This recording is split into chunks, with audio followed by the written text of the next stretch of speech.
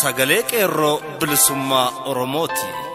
Sagaleen qeerroo bilisummaa Oromoo torbaanitti guyyaa 3 facaasaa yookaan kibxata kamisaa fi jimaata akka lakkoofsa sa'a Oromootti galgala keessaa sa'a 7:00 hanga 8tti meetir baandii 16 yookaan kiiloo heerzii 17,840 irratti qilleensa irraan isiniif darbuudha.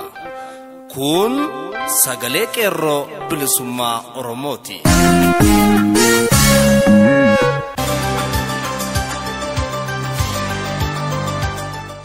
Fulbaana 29 bara 2016 harka fuuni akkam jirtu kabajamuuf jaallatamu dhaggeeffattoota sagalee qeerroo bilisummaa Oromoo. Kun qophii sagalee qeerroo bilisummaa Oromoo kallattiin Oromiyaa irraa isiniif darbuudha. Akkuma barame duraan dursa oduu isin dhageessifna. Itti aansuun qophii addaa mata dureen isaa Oromoo qalbeeffadhu jedhu karaa jaalalbu sabaa isin biraan geenya. Wallee warraaqsaas qaama sagantaa keenyaati. Isin keessummeessuun kan isin waliin turu ani Urjii Bilisummaati. Amma hanga footoo oduun isin dhageessisa. Himatamtoonni sabboontonni ilmaan Oromoo 10 ammas guyyaan beellamaa irratti gaafatame. Godina Arsii aanaa Diksii Samdaatti kaabinoonni OPDO ammas uummata nagaa dararaa jiran saaxilaman.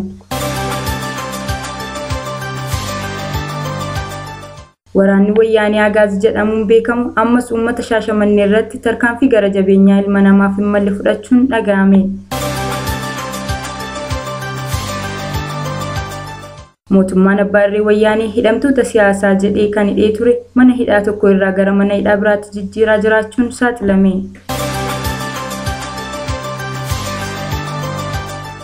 Jeequmsa mootummaa Abbaa Irree wayyaanee mana barnootaa keessatti taasisaa tureen barattoonni qorumsa kufan kan jedhaniif kanneen biroonis ni jiru. Babal'ina oduuf jaalejiitu gadaa qabatteetti. Himatamtoonni sabboontonni ilmaan Oromoo 10 ammas guyyaan beellamaa irratti gaafatame.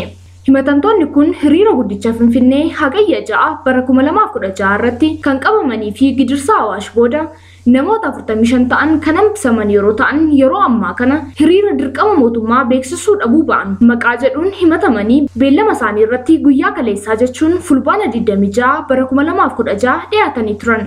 Himatamtoonni kun gartuudhaan kan mana murtii Massaalamiyaa jedhamutti himatamanii fi baay'inaan 8 yeroo ta'an mana murtiitti dhiyaatanii hojjetoonni mootummaa hojiirraa dhorkamanii jiranii fi karaa seeraan alaa daangeffaman mana murtichaa mana hidhaa fi to'annaa keessa turuu keenyaaf waraqaa ragaa nuuf barreessaa hojiitti akka deebinuuf jedhanii yoo gaafatan abbaan murtii Andaargaachoo Jimaa jedhamu waraqaa kana isinii barreessuuf akkasumas bilbila isaanii koomishinii poolisii Finfinnee irraa saame ajajee deebisuuf illee homaa aangoo akka hin qabne dubbachuun gaaffii isaaniitiif waajjirichi poolisii Addis Katamaa akka gaafatan ajaje. Himatamtoonni kun qabeenya isaanii irraa saamame qarshii, uffataa fi kophee akkasumas bilbila isaaniitiif waajjira poolisii Addis Katamaa yeroo gaafatanitti waajjirri poolisii kun bilbilli koo naafaa deebi'u jedhiitii waraqaa iyyannoo galfadhu jedhamuun qabeenya isaanii galmaa irraa fudhatame akka iyyataan fudhatan jechuun hojii qaanessaa akkasii waajjirri poolisii sun hattuu gurmeessee ilmaan Oromoo hachisiisuu irra darbee saalfii wallaaluu fi lammiileetti qoosuun isaa beekameera.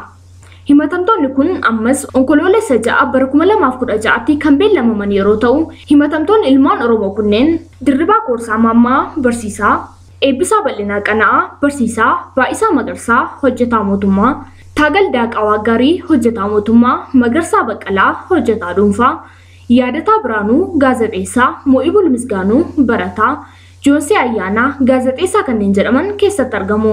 Himatamtoonni kunneen hidhaa fi ajjechaan qabsoo uummata Oromoo duubatti hin deebisu jechuun sagalee qeerroo bilisummaa Oromoof himaniiru. Oduu biraan godina Arsii aanaa Diksii Samdaatti kaabinoonni OPDO ammas uummata nagaa dararaa jiran saaxilaman. Arsii aanaa Diksii Samdaa magaalaa Diksiis keessatti kaabintoonni OPDO uummata dararaa turan gochaa isaanii kana kan durii caalaatti cichanii dalagaa jiraachuu fi miseensota adda bilisummaa Oromoo fi OPDO jechuun addaan baasanii namoota miseensota adda bilisummaa Oromooti jedhanii shakkan hiisisaa fi reebsisaa jiran hojii diinummaa isaanii tuffan qeerroo naannichaan saaxilaman. Isaanis maqaan isaanii Muhammad Qotichaa itti gaafatamaa dhimma nageenya aanaa, Inspektar Tashoomaa Mangistee, Biraanuu Adaree itti gaafatamaa milishaa aanaa, Bulbulee Muhammad bulchaa ganda 01 kanneen jedhaman keessatti argamu. Qeerroon bilisummaa Oromoos jarreen ergamtoota diinaa OPDO kanaaf akeekkachiisa sadhumaa keessa deebii hin qabne kennameeraaf jedha gabaasaan keenya sagalee qeerroo bilisummaa Oromoo bakkicha. Bifuma wal fakkaatuun godina Arsii aanaa Dodolaa magaalaa Siree keessatti qeerroon daandii cufee wallee warraaqsaa eebbisaa addunyaatiin garmaamaa akka jiranis qeerroo naannichaan himame. Achuma Arsii lixaa daangaa aanaalee Shaashamannee fi Shaalaa irratti kan argamu gaara Harree keessatti agaasiin 2 ajjeefamtee jirti. Uummata qawwee hiiksisuuf dhaqxee qawwee ofii hiikkattee lubbuu ofiis dhabde. Dubbiin gara keenyaa jabaattee jirti. Oromoon bakka jiru maratti mirga isaa sarbame deeffachuuf jecha tokkummaa walii wal ta'ee wal qabatee ka'uu qaba jechuun qeerroon naannichaa dhaammataniiru. Oduu biraan waraanni wayyaanee agaazii jedhamuun beekamu ammas uummata Shaashamannee irratti tarkaanfii gara jabeenyaa ilma namaaf hin malle fudhachuun dhaga'ame. Shaashamannee ganda xaaxisaa keessatti waraana agaaziitiin rukutamtee haadha ijoollee 3 kan taate Aminaa Abdoo jedhamtu ulfa ji'a 8 garaarraa osoo qabdu humna duguuggaa sanyummaa kan uummata Oromoo irratti raawwachaa jirtu loltoonni abbaa irree wayyaanee rukutanii ilkaan isiirraa akka fixan qeerroon naannichaa sagalee qeerroo bilisummaa Oromoof hime. Akka gabaasaan keenya jedhutti haati ijoollee 3 fi garaa irraa kan ji'a 8 kan qabdu aadde Aminaa Abdoo lubbuudhaan ni jirti jedha. Hospitaalatti tajaajila barbaaddu argachuuf yeroo itti fudhannaan mana yaalaa dhuunfaa waabeetti yaalamaa jirti. Manni yaalichaa qarshii 25,000 gaafate. Aadde Aminaa Abdoon qarshii 25,000 miti kan ijoollee ishee itti nyaachiftee jiraattuyyuu hin qabdu jedha gabaasaan keenya. Aadde Aminaa Abdoos qarshiin kun humna kiyyaa ol waan ta'eef ijoolleen koos yeroo ammaa kanatti akkamitti akka jiranii fi maalitti akka jiran uummanni Oromoo naa hubatee akkana gargaaruu fi na cinaa dhaabbatu jechuun dhaamsa lammummaa naaf dirmadhaa jedhu dhaammatteetti. Murni gartuu TPLF'n torbaan darbee muudamte Lammaa Magarsaa fi Warqinaa Gabayyoo miseensotuma ishee OPDO'n waaroo salphinaa uffatte. Ergamtoonni wayyaanee kan bakka jala adeemtuu fi bineensicha Muktaar Kadirfaa bakka bu'an hojjettoota mootummaa fi miseensotuma isheen salphachuu keessuma OPDO keessaan sagalee qeerroo bilisummaa Oromoof himame. Walgahii Lammaa Magarsaa fi Warqinaa Gabayyoo walda kidaan waaman irratti kan argaman miseensonni OPDO mormii fi gaaffii ciccimaa dhiyeessuun ergamtoota haaraa warra garaa isaanii bulan kana afaan qabachiisan. Ergamtichi TPLF Hayilamaariyaam Dassaaleeny aangoo akka gad lakkisuu fi Abbaa Tsahaayee afaan isaa akka walitti qabatus gaafataniiru. Bakka kun hin taanetti nagaa fi tasgabbiin Oromiyaa keessatti akka hin jiraannee fi akka hin dhufne jala sararanii aangawoota OPDO tibbana wayyaanee muuddetti himaniiru jedha gabaasaan keenya keessa OPDO irraa. Oduu biraan mootummaan abbaa irree wayyaanee hidhamtoota siyaasaa jedhee hidhee kan ture mana hidhaa tokkorraa gara mana hidhaa biraatti jijjiiraa jiraachuun saaxilame. Hidhamtoonni siyaasaa Qilinxoo halkan gaafa guyyaa fulbaana 26 bara 2016 konkolaataan fe'amaa akka turan gabaasuun keenya ni yaadatama. Hordoffii qeerroon biyya keessaa taasiseen hidhamtooti siyaasaa kunneen mana hidhaa federaalaa Shawaaroobitti geeffamuun isaanii beekamee jira. Warra yeroo balaa abiddaa sana Shawaaroobitti geeffaman ammoo gara Qilinxootti deebisanii jiraachuunis barameera. Akkasumas warra duraan Zuwaay turanis walakkaa isaanii gara Qilinxootti deebisanii jiru. Warra duraan Qilinxoo turan immoo walakkaa isaanii gara Zuwaayitti geessamanii jiru. Sababni wayyaaneen hidhamtoota siyaasaa kana mana hidhaarraa gara mana hidhaa biraatti wal jijjiiraa jirtuuf haga ammaatti nuuf hin galle gaaffii guddaas nutti ta'ee jira jedhu gabaastonni keenya. Dhumarratti jeequmsa mootummaan abbaa irree wayyaanee mana barnootaa keessatti taasisaa tureen barattoonni qorumsa kufan. Godina Wallagga Lixaa aanaa Baabboo Gaambeel keessatti qorumsa kutaa 12 barattoota 400 olitti tilmaamaman fudhatan keessaa barattoota 30 ta'an qofaatu darbe jedhu. Bifuma wal fakkaatuun magaalaa Gudar keessattis barattoota 350 kutaa 10 qoraman keessaa 150 qofatu darbe jechuun hadheeffatanii dubbatu. Innumti qorumsa darbee yuunivarsiitii irraa digiriin injiinaraan eebbifamee galees qotisa qotaa jira. Kanaafuu jedhu qeerroon naannoo kanaa.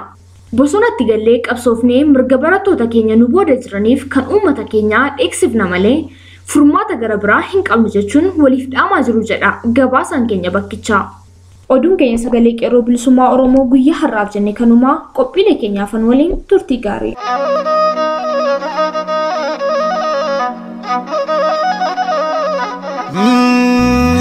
Cubbutoon galaadha. Cubbutoon galaadha.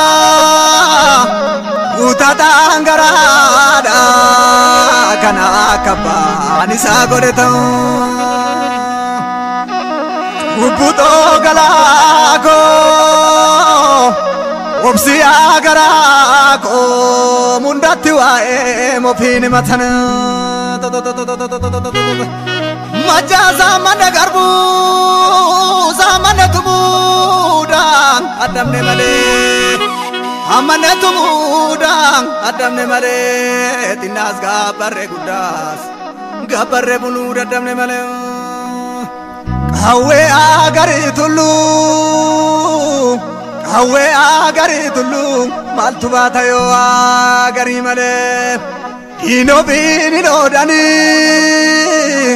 halagani dodani kokol papienya achisu male malu Oromo kalbe fadu akkami shigadulata or akakara magana adema kesa dukana rasa kalanja bosona hakisa kajawazama ukurte kesaba Abdachisa Samavi!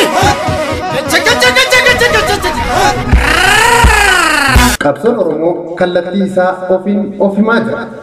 Alagaan ammoo kallattiin sun maal akka ta'e ofiif ifa gochaa jira. Oromoon mana namaa keessa taa'ee dachee kiyya jechaa hin jiru. Manuma isaa keessatti roorrifamuura dabree akka fedha diinaatti ajjeefamaa jira. Hegereen badii kanaa maal akka ta'u malu Oromootu ta'e jedhee akka ofii barbaadutti tolfataa jira osoo hin taane dirqamee itti seenuuf jira. Adeemsi qabsoo Oromoo yeroo fi tartiiba isaa eeggatee daandii irra deemuu qaburra imalee kunoo sadarkaa murteessaarra ga'ee jira. Sochiin amma ammaatti jiru lafarra harkifates jennu duubatti harkifates jennu yerooma isaa eeggatee har'a irra ga'ee jira. Wareegamni har'a kaffalaa jiru haalaan dabalaa dhufeera. Injifannoo egeree keenyaaf jecha osuma beeknu yookaan haala diinaa osoo beeknu waan dursuu qabnu dursuun dirqii taatee aarsaa ulfaataa baasaa jirra. Aarsaan kun gama kamiinuu kan hafu miti. Garuu isa dursuu qabu dursuu keenyaan injifannoo dachaa galmeessisiisaa jira. Karaa nagaa jennee lubbuu qaqqaalii kaffalaa jira. Faallaa isaa injifannoon galmeessine ammoo dachaa gumaa wareegamtootaa baasuun ol aanaadha. Wareegamni nu eeggatu kanarra hammaatuu danda'a. Kana duuba wareegama qaalii kaffaluu caalaa diina kaffalsiisuuf akka teenyu diinatu nu dirqisiisaa jira. Wareegamni ilmaan Oromoo fi badiin diinaa kallattiin nu eeggatu ifatti nutti mul'isee jira. Tarkaanfiin diinaa egeree keenyaaf maal gochuu akka dandeenye sududaan nuu dhaamaa jira. Kana dogoggora malee irratti hojjechuun ammoo qooda keenya. Har'a waan murteessaa irra geenyee kanaaf marii kamiyyuu nu hin barbaachisu. Falli keenya xiinxala kamuu hin barbaadu. Kan nu barbaachisu mata duree hin taane kaasanii yeroo gubuurra fala diinni nu kaa'aa irratti hojjennee uummata mirga isaa deeffachuu murteeffate hiriirsuu qofaadha. Jalqaba dubbiiwwan uummataa keessatti bifa adda addaan ka'an akka qabsiisu barbaachisa. Maal faati? Tokko sochii amma jiruun duuba humni jiramoo hin jiru? Lama amaarri duuba ka'ee yookaan meeshaa hidhatanii jiruu fi hidhannoo nu barbaachisa. Sadii dhaabbilee siyaasa Oromoo maaf humnaan itti hin hirmaatan kanneen jedhanidha. Tokkoffaa sochiin ammaa Oromoon itti jiru kana duuba humna jiraachuu fi dhiisuun namoonni enumaa shakkan. Ijoolleen ofumaa fiigdi jedhan garuu hedduu qalbii laaffatanii jiran. Wanni moggaa ta'anii isaan kaan irraa eeggatan kanuma nama dubbachiisa. Haasaa warra dabeessaa waan hin saganteeffatamne tokko yookaan hin qindeeffamne tokko akkamiin baatii sagal guutuu adeema. Isayyuu lubbuun itti wareegamaa isa jedhuuf deebii maalii akka laattan hin beekne. Kan baatii sagalii dhiisaatii guyyaa tokkotti magaalaaleen Oromiyaa 200 yeroo tokkotti ka'uun maalirratti? Feesbuukii qofaadhaani? Sochii qindoominaan irra taree mootummaa wayyaanee rifaasisee waan qabduu fi gadhiiftu wallaaltee ijaan osoo agarruu maaf waan kana liqimfachuu dadhabnaan? Hayyee mee humna duubaayyuu haa dhabu. Injifannoo Oromoof galmeessisaa jiru qofaa laallee maaliif gumaacha nurraa barbaachisu gumaachuuf hin qophoofnu? Dhalooti har'aa harka rukuttaa daawwattootaa kan barbaadan miti. Kachachaluu dhiibnee qooda qabsoo tokko tokko keenyaaf bakka jirrutti nuun ga'uuf of haa qopheessinu.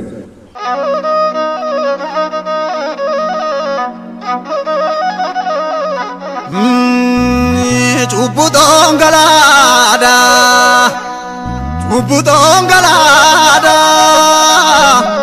utata ngaraada. kana kabbaan isaa godhe ta'u Ubbuutoo galaa koo obsiyaa garaa koo mundatti waa'ee mofiin himatan majjaa saamana garbuu saamana tumuudhaan addamne malee amane tumuudhaan addamne malee xinnaas gaabbarree guddaas gaabbarree buluu daddamne malee Hawe agari tullu maltu bata yo agari male ino bini lodani halagani lodani kokol papienya achisu male malu Lammaffaa Amaarri meeshaa hidhatee jira jennee wareegama ilmaan Oromoo usheessuu kan yaallu hedduu warra of taajabsiisaa jirrudha.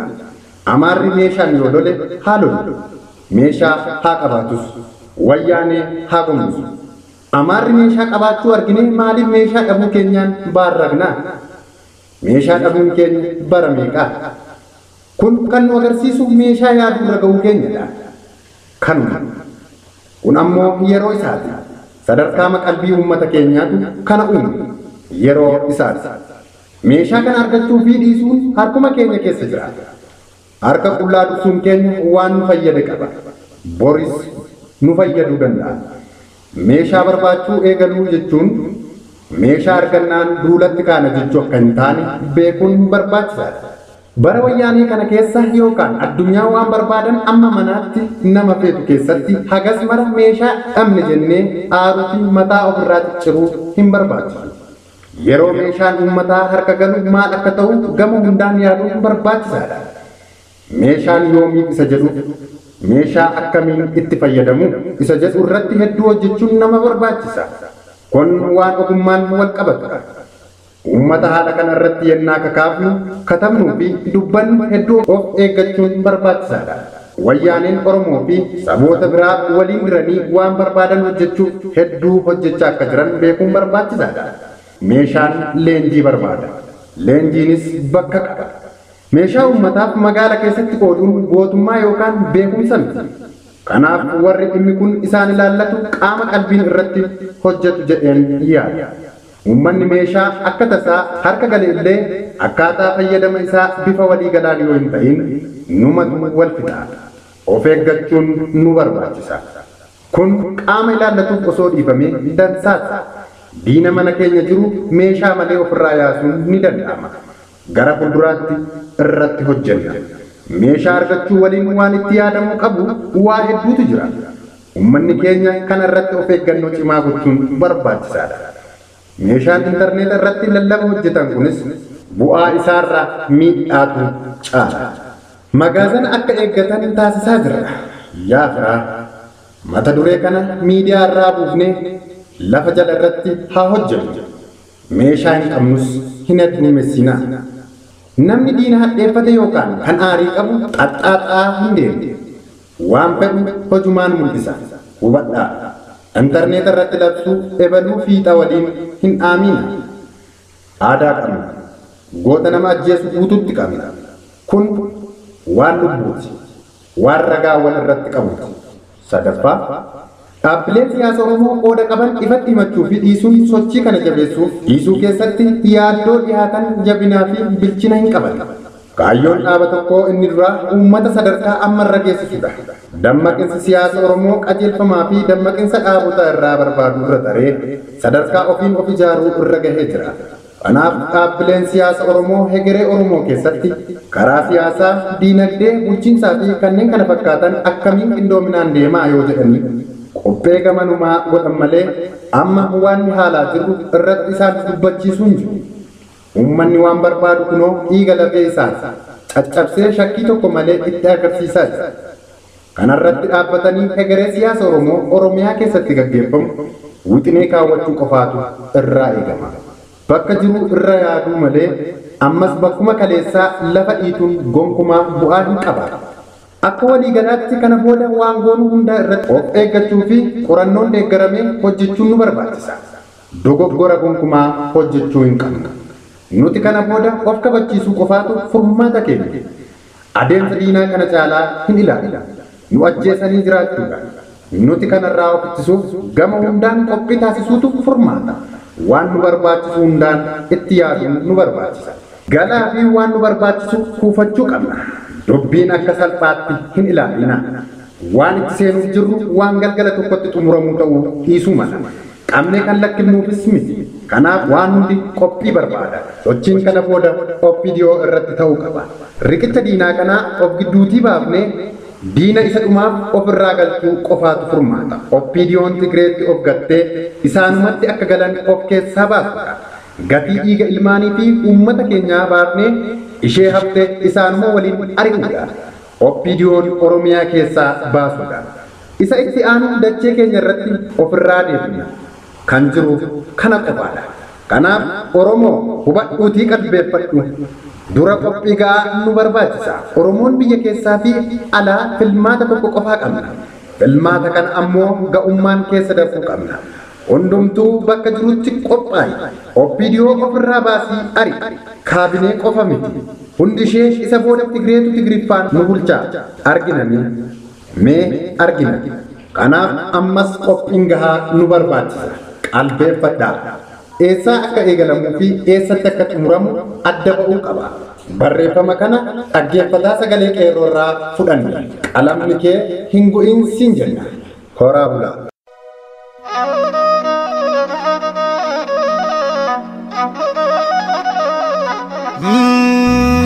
Cubbutoon galaadha. Cubbutoon galaadha. Utataan garaadha. Kana kabbaan isaa godhe ta'u. Cubbutoo galaakoo. Obsiyaa garaakoo. Mundatti waa'ee mofiin matan. Majjaa saamana garbuu. Saamana tumuudhaan addamne malee. Amane tumuudhaan addamne malee. Xinnaas gaabbarree guddaas gaabbarree buluu daddamne malee. Qawwee agarii tulluu qawwee agarii tulluu maaltu baata yoo agarii malee. Diinoo biini loodanii halagaan loodanii kokkolfaa biyyee nyaachisu malee maaloo.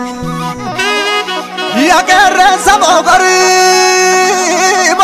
keba aleti gale mogori keba aleti gale kan darbes gara kamna kan nufos ko bakamna sutuma jenne dubbanna male malo mashanana mamagala noromo kota walimnana Watawalina migridari da gichandari miti jirtu ajarana jireni gangari da dutigari miti ajoli shamano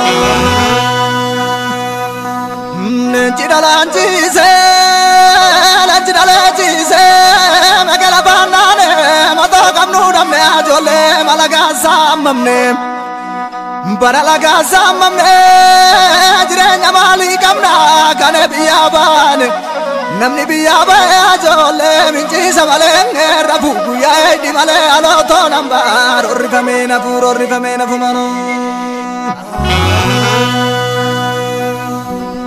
Lafti kesi dagada mirra kesa kotana kesi kenyas marada malo mirra kesa kofalla Kangara madakabu nakabira bebula basastu lammi kesa mofeganu gurguram Basastu lammi kesa kabesa bagesa indubanu fimale mindi garako kesa jira garake kesa ini manen famale Abbi amora diba kenya longa kesa ni ajole kenya kuna madiba makamino desani ma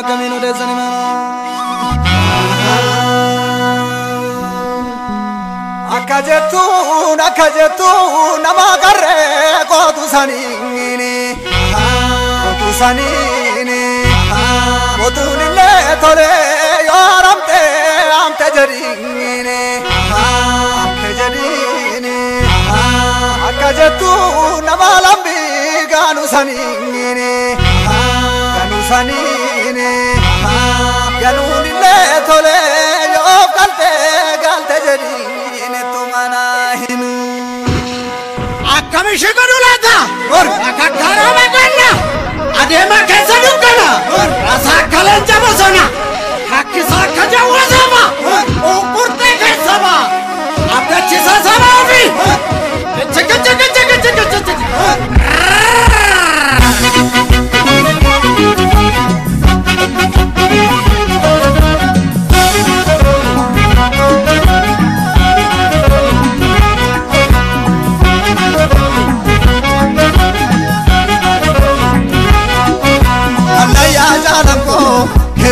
Kisa kerensi ya hayu oromo Hakanu kanu jabesi Ure aga didu Boso masi el masiri tendidu Mana ya darako Kisa kerensi ya hayu oromo Hakanu kanu jabesi Ure aga didu Boso masi el masiri tendidu Biya shamba dabe Agar te uru tawatale Magarib dadasa Oromo kotota salale, Oromo nabida, yoga weda be ulenti jehida. Mangdiro betole, ya uri garajilalo, wajinya ne dunne, jara nama walgana malo, hanganu rakane, lolalkani miti kuya manjal kamne. Dargago salale, hoki sabaye kareti, kofare birfirse, ijise sirba baesi, ya habashi mala. Enyo tusi tuke to mana sakala Uluti ta kumba Ulate abiya garmama Unejo galpane Kenya dina tunu sama Ufe mama nafa Walirra nefilu luga waga blapa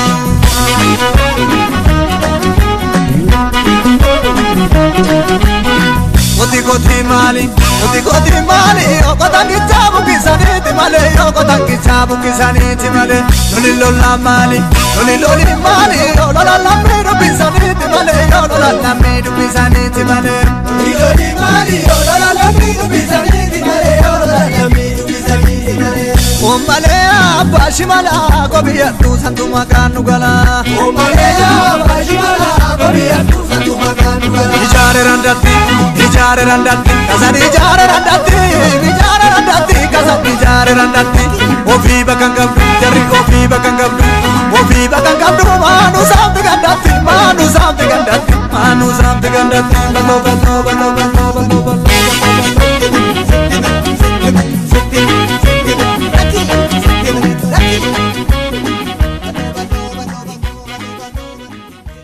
Egaan dhaggeeffattoota keenya sagantaa keenya guyyaa har'aaf jenne kanumaan goolama.